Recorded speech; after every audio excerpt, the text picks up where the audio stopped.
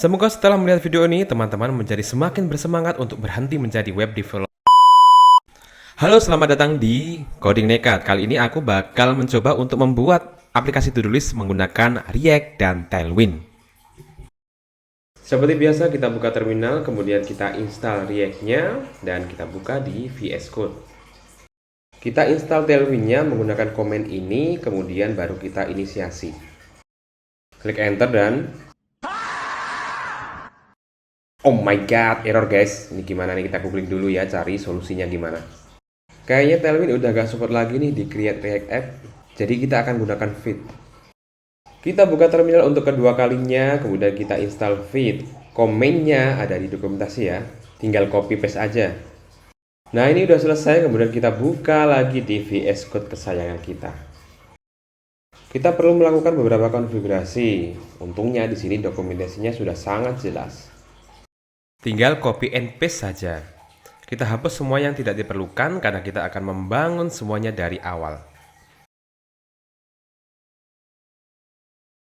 Kita coba jalankan aplikasinya, moga aja nggak ada error ya.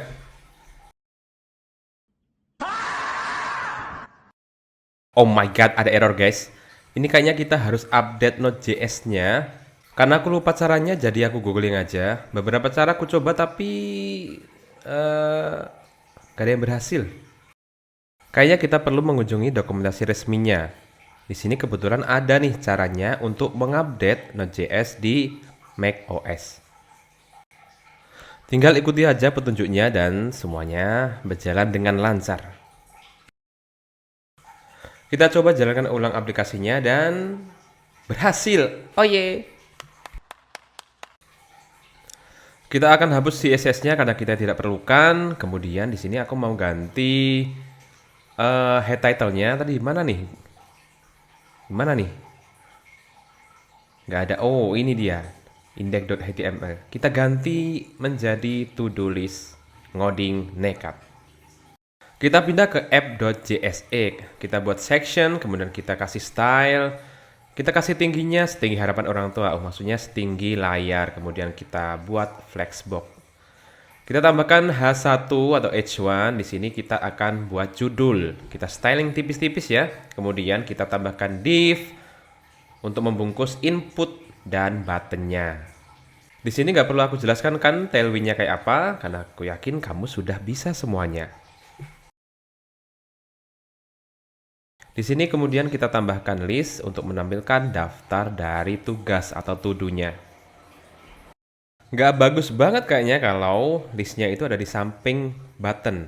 Kita akan buat di bawahnya. Kita bungkus dulu input dan buttonnya ke dalam div, kemudian kita buat flex. Pokoknya atur-atur lah, ini lihat aja ya. UI-nya udah, sekarang tinggal fungsionalitasnya. Kita mulai dari state. Kita butuh dua state yaitu task dan input. Kemudian kita tambahkan suatu fungsi yaitu add task untuk menambahkan task. Jika input tidak ada maka kita tidak melakukan apapun, tapi jika input ada maka kita tambahkan input tersebut di task. Tentunya kita harus set value-nya input, kemudian on chain-nya kita set input yaitu target.value. Kita tampilkan semua data task yang ada menggunakan fungsi maps. Fungsi ini merupakan fungsi perulangan dan sangat sering kita gunakan apabila kita membangun sebuah website menggunakan React.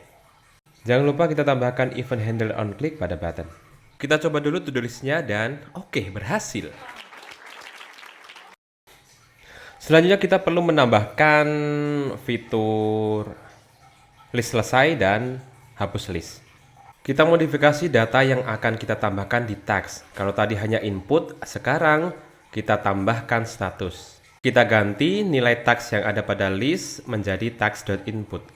Kok nggak muncul? Oh, harusnya task.doc. Harusnya task.text. Harusnya task.text.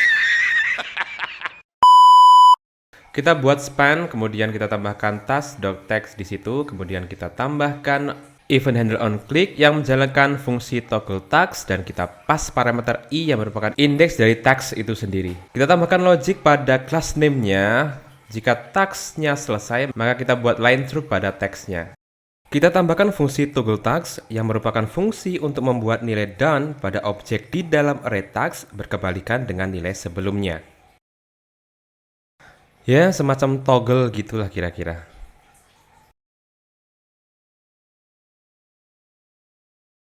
Di sini aku pengen seluruh bagian card pada list menjadi clickable. Jadi perlu kita tambahkan class flag grow pada elemen span. Ups, kita perlu menambahkan class flags pada parent elemennya juga. Kemudian kita tambahkan button yang berfungsi untuk menghapus task atau tugas. Kita tambahkan event handler on click yang menjalankan fungsi delete task, dan jangan lupa tambahkan parameter index di dalamnya. Kita gunakan fungsi filter untuk menghapus objek dengan indeks yang kita pilih pada parameter tadi. Di sini aku pengen membuat button tambah ke trigger ketika kita tekan tombol enter pada keyboard. Kukira dengan menambahkan type submit pada button berhasil, ternyata tidak. Namun tidak perlu khawatir, ketika masalah melanda, Google jadi solusinya. Ternyata agar tombol enternya jalan, kita perlu bungkus dalam elemen form. Kemudian kita pindahkan event handler on click dari elemen button ke elemen form. Tapi setelah dicoba ternyata belum berhasil juga. Aku baru ingat bahwa kita perlu menambahkan fungsi prevent default agar halamannya tidak terrefresh ketika kita klik tombolnya. Setelah dicoba kembali ternyata masih tidak berfungsi. Di sini aku bingung setengah mati. Aku merasa tidak adil. Kenapa tutorial orang lain lancar tapi tutorialku banyak kendala? A few moments later. Setelah 7 hari 7 malam akhirnya aku menemukan solusinya. Ya, D pada prevent default harusnya huruf kapital. Sekarang aplikasi sudah berjalan sebagaimana mestinya dan akhirnya aku bisa tidur dengan tenang. Sebenarnya aku pengen menjadikan layoutnya lebih menarik lagi, tapi karena males jadi kita minta bantuan sama ChatGPT saja. Nah, sekarang sudah lebih baik. To-do list app kita sudah jadi, walaupun dengan penuh pengorbanan dan penderitaan. Itu tadi to-do list app versi kode nekat, walaupun ada error-error dikit, tapi yang penting jadi. Kalau kamu punya ide project, apa yang harus kita buat, boleh tulis di kolom komentar di bawah ini. Sampai ketemu lagi di video selanjutnya, jangan lupa like dan subscribe. Bye-bye!